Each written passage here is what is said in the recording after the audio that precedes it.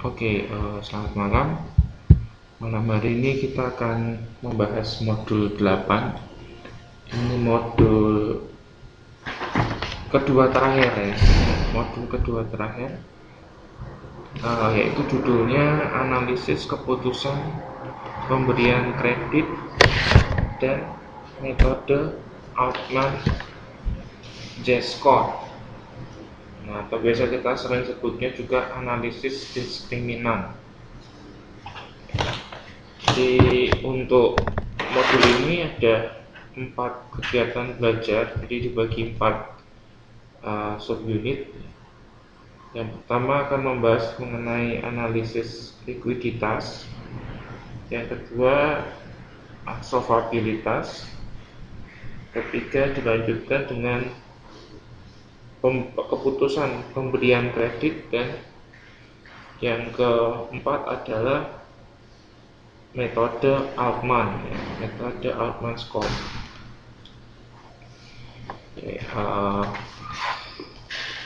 Kita langsung aja masuk ke subunit pertama, analisis likuiditas. Sebelumnya saya mau tanya nih, likuiditas itu apa? Anda bisa temukan jawabannya di 8.3.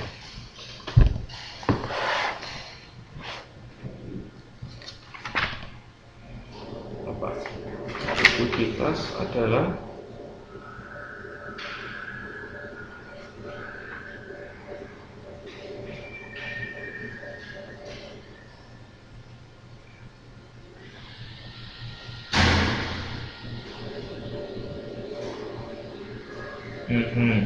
jadi itu salah satu dari 2 definisi dari likuiditas. Jadi definisi yang lain adalah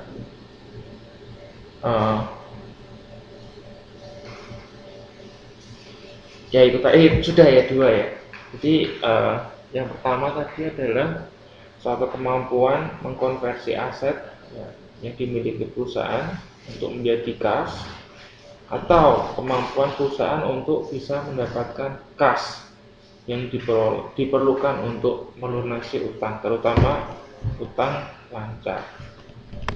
Jadi likuiditas ini terkait dengan dengan kemampuan untuk menutup utang. Jika dalam satu perusahaan itu dalam aplikasinya gitu ya, ada satu masalah utama terkait dengan likuiditas ya, dimana masalah ini tuh mengancam keberlangsungan hidup perusahaan, yaitu ketidakmampuan perusahaan untuk bisa membayar utang yang segera jatuh tempo. Nah, jika hal ini terjadi ya, jika masalah ini terjadi, ini bisa membawa kebangkrutan ya, kepada perusahaan ini.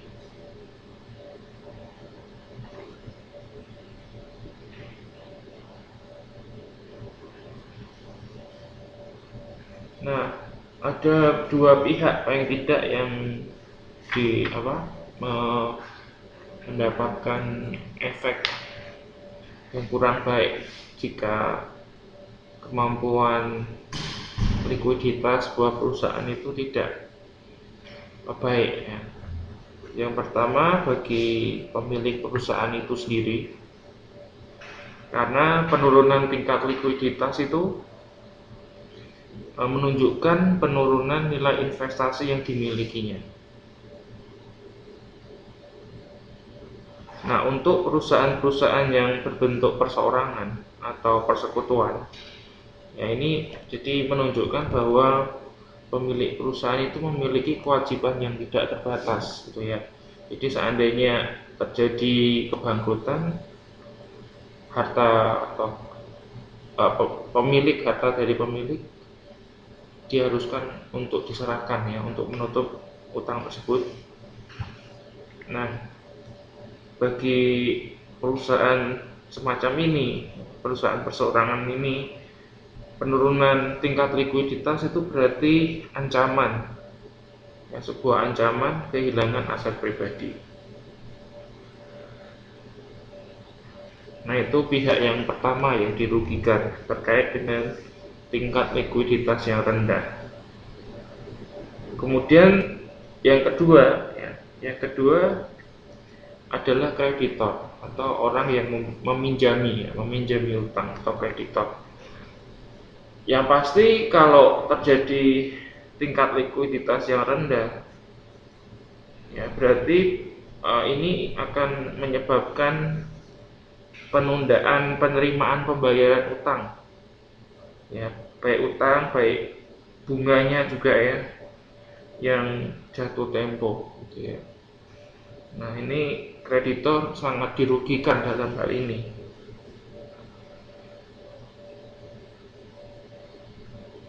Nah, makanya dari pihak kreditor itu kalau memberikan pinjaman gitu ya, mereka harus melakukan sebuah analisis, ya, analisis keputusan pemberian kredit yang nanti kita akan bahas di kegiatan belajar ketiga.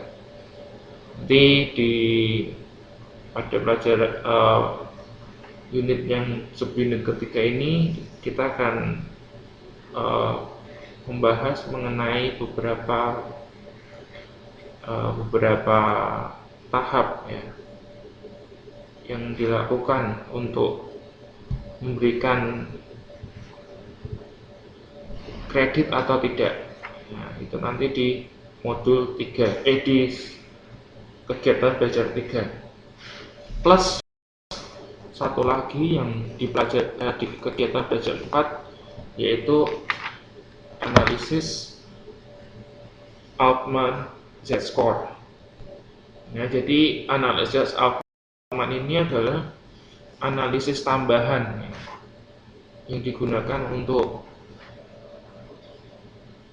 mempertimbangkan apakah sebuah perusahaan itu layak mendapatkan kredit atau mendapatkan utang atau tidak. Sebetulnya ini juga nanti bisa Anda terapkan ya dalam kehidupan Anda sehari-hari. Misal ini ada teman mau pinjam uang ya, utang sama Anda bisa pakai teori ini ya. Nanti kita belajar teori 5C ya. Apa itu? Nanti kita akan pelajari. Nah, nanti kalau ada teman Anda mau pinjam, nah Anda analisis menggunakan 5C ya. Oke, jadi ini sangat applicable ya, sangat bisa diterapkan dalam kehidupan kita sehari-hari. Oke. Yuk, terus untuk melakukan analisis likuiditas ada beberapa alat ukur ya. Ada beberapa alat ukur yang bisa kita pakai. Paling tidak ada 9 alat ukur. Anda bisa lihat di 8.4 ya. Di halaman 8.4 itu diperinci ya, alat ukur yang bisa digunakan untuk menilai tingkat likuiditas. Ada working capital, kita juga sudah belajar ya working capital itu apa. Kemudian current ratio, kemudian ada operating activity liquidity, account receivable liquidity, inventory liquidity. Jadi ini terkait dengan kelancaran, kelikuidan dari inventory atau persediaan. Terus quality of account payable, kualitas dari utang dagang. Ada juga alat ukur menggunakan net trade cycle.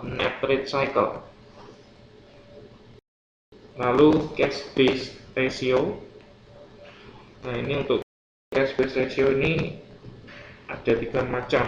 Ada cash dibandingkan ke current asset. Yang kedua ada cash yang dibandingkan dengan current liabilities atau utang lancar.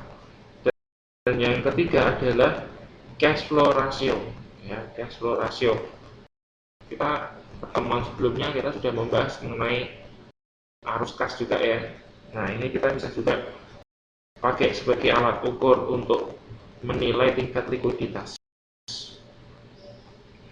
Yang kesembilan, ada juga alat ukur tambahan lainnya. Kita bisa pakai evaluasi komposisi aset. Jadi aset itu kan bisa didapat dari beberapa pihak. Nanti kita evaluasi komposisinya seperti apa. Kemudian alat ukur yang kedua, quick ratio. Oke, kita akan bahas satu persatu ya, dari working capital.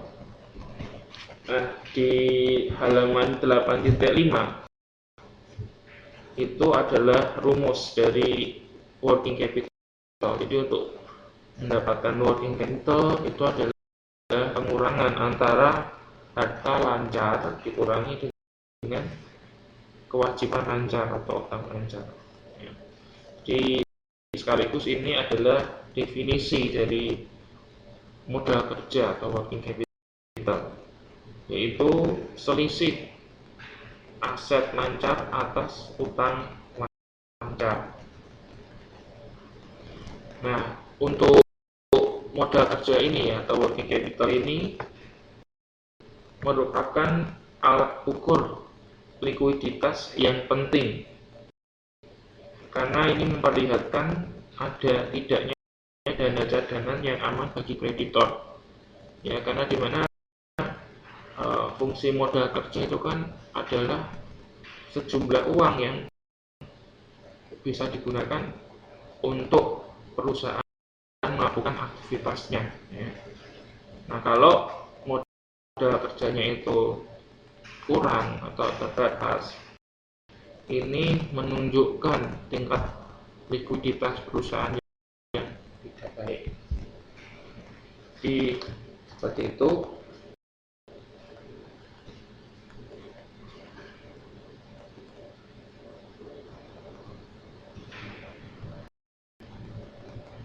Nah, tapi untuk melakukan analisis ini ya terkait working capital,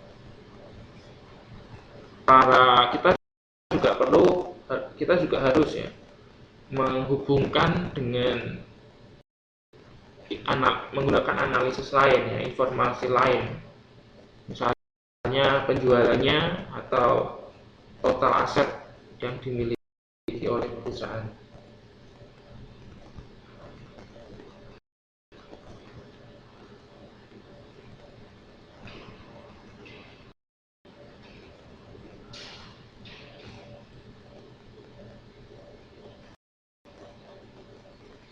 Oke, jadi jika kita melakukan analisis working capital ya, kita juga perlu melihat informasi yang lainnya.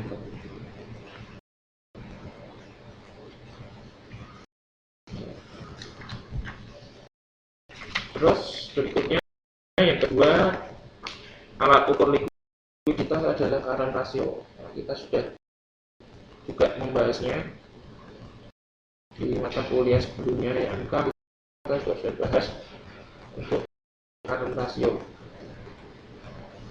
ya. Current ratio atau rasio lancar itu rumusnya adalah current asset dibagi dengan current liabilities. Ini artinya untuk menunjukkan kemampuan harta lancar untuk menutup kewajiban lancar.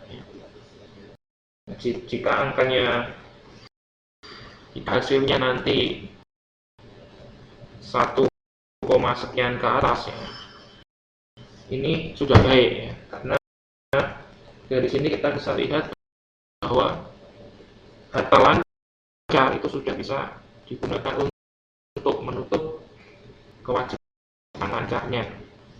Nah, tapi jika hasilnya adalah di bawah 1, ya, di bawah 1 atau 0, sekian, ini menunjukkan bahwa perusahaan tersebut tingkat likuiditasnya kurang baik.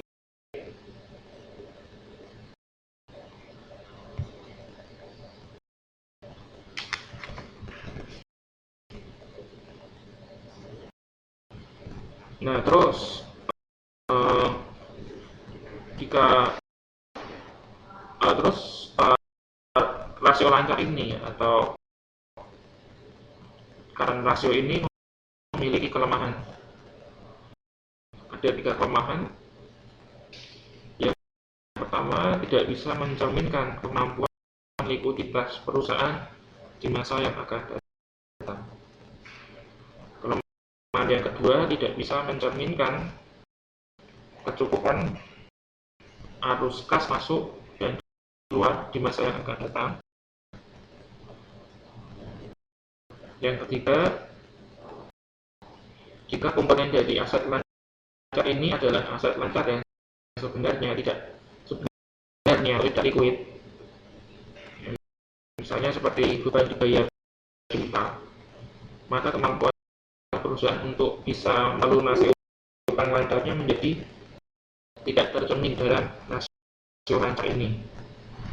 Nah, 3 kelemahan inilah yang dimiliki oleh rasio lancar.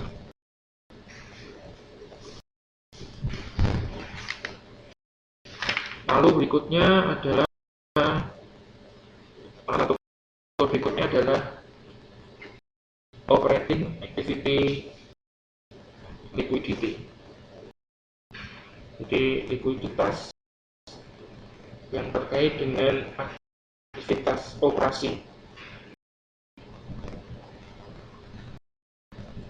Nah, alat ukur ini bisa digunakan untuk mengatasi kelemahan dari current ratio yang bersifat statis. Kita bisa menggunakan analisis likuiditas atas aktivitas operasi perusahaan yang bisa diukur dengan menggunakan rasio yang sebelumnya digunakan untuk menilai investasi perusahaan. Ya, kemarin ya, teman kemarin kita juga sudah membahas mengenai ini.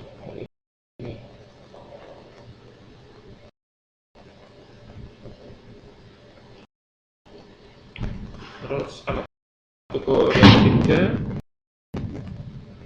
adalah account receivable liquidity.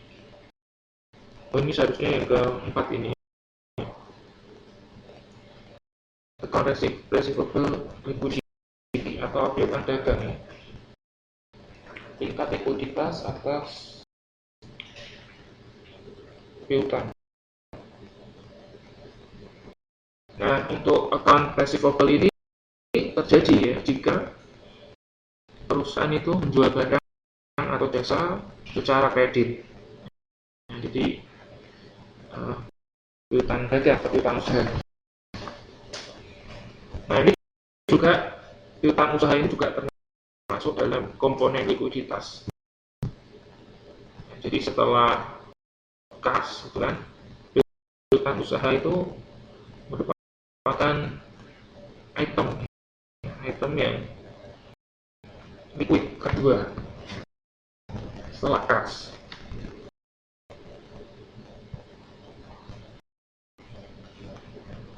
Nah, bicara mengenai piutang usaha, kita kenal satu istilah yaitu kualitas piutang usaha. Kualitas piutang usaha itu pengertiannya adalah tingkat kemungkinan tertagihnya piutang tanpa adanya kerugian tak tertagih.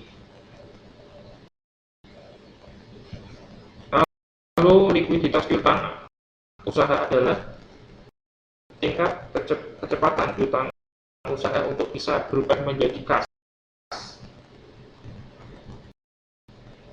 Jadi ini sangat tergantung atau sangat terpengaruhi oleh tingkat taranya. Makanya untuk mengetahui account receivable liquidity, kita menggunakan istilahnya account receivable turnover atau tingkat perputaran piutang usaha. Untuk rumusnya adalah penjualan atau sales dibagi dengan account receivable. Nah, itu adalah untuk melihat perputarannya. Lalu untuk menghitung jangka waktunya, kita menggunakan rumus days receivable. Days receivable rumusnya adalah 360 per average sales, rata-rata penjualan.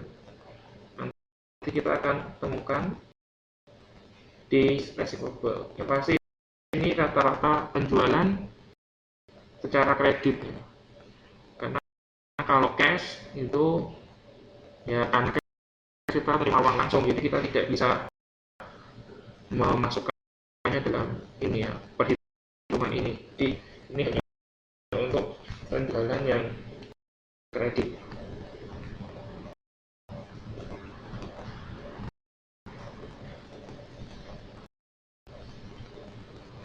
Jadi dua formula ini kita bisa gunakan untuk menghitung account receivable liquidity. Jadi semakin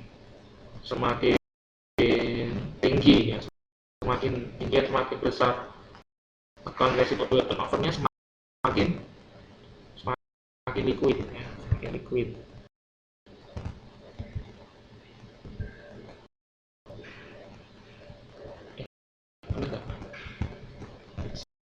Salesnya misalnya 1 juta, oh salah ya, kalau semakin kecil turnovernya berarti semakin liquid. Dan ya,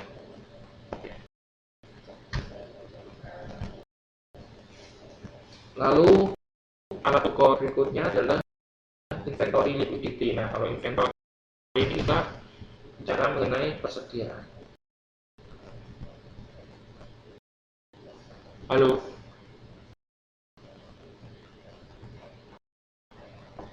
halo. Bentar.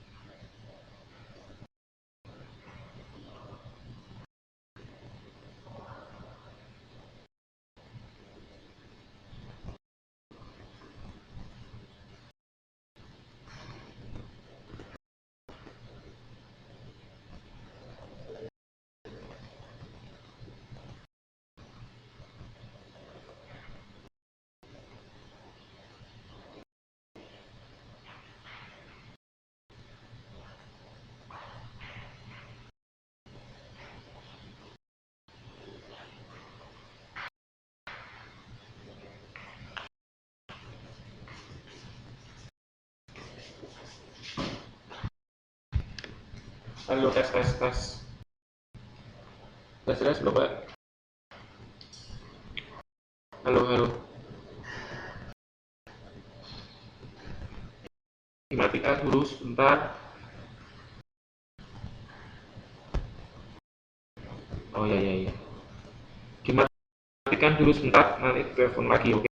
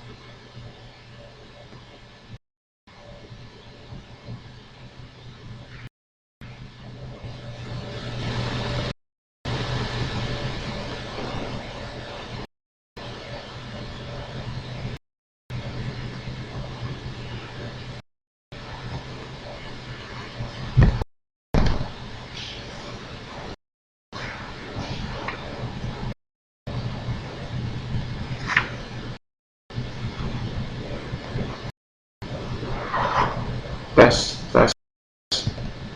Sudah jelas?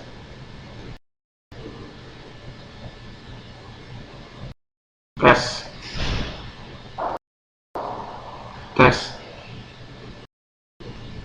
Oke. Nah, kita lanjutkan. Jadi alat ukur berikutnya yang bisa kita pakai adalah likuiditas persediaan.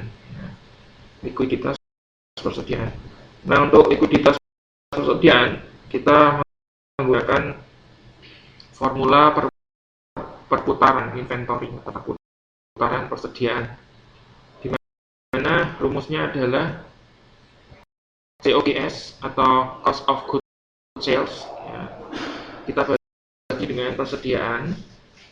Nah, itu untuk melihat turnovernya ya. Kemudian untuk melihat jangka waktunya kita menggunakan rumus inventory plus per average atau rata-rata cost of goods sales ya. Cost of goods sales itu harga barangnya ya, harga barang yang dijual.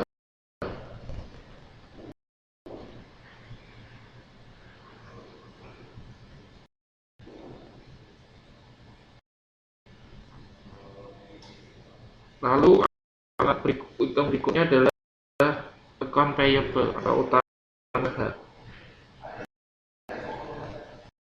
Utang lancar ini memegang peranan penting untuk mengukur modal kerja dan likuiditas perusahaan.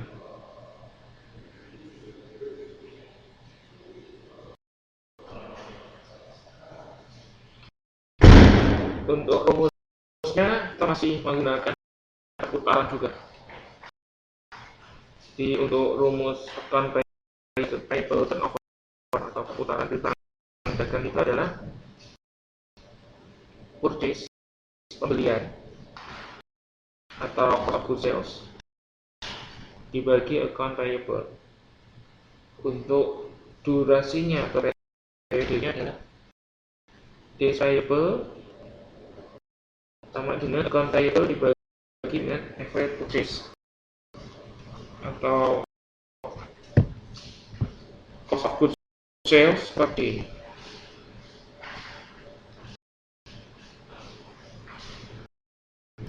Alat ukur yang ke-7 adalah net trade cycle ya, atau siklus perdagangan bersih ya, siklus perdagangan bersih. Nah, untuk siklus perdagangan bersih ini kita melibatkan beberapa rasio ya,